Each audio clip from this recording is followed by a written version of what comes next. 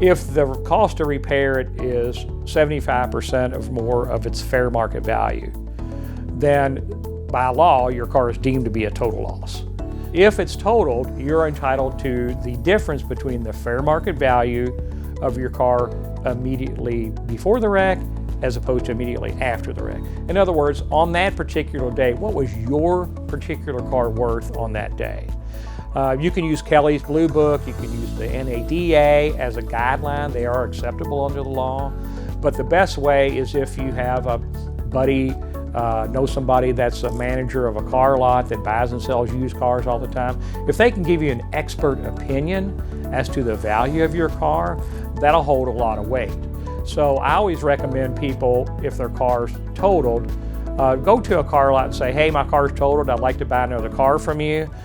So can you help me give an opinion as to the value of my car?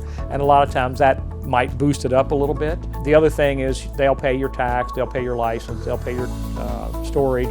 They should pay you the loss of use of the car until they resolve the damage claim with you. The other thing I'd like to mention is that you can keep the car if you think you have somebody or you're mechanical and can fix it yourself, but you have to get a salvage title because it's not roadworthy until it's repaired and put back on the road.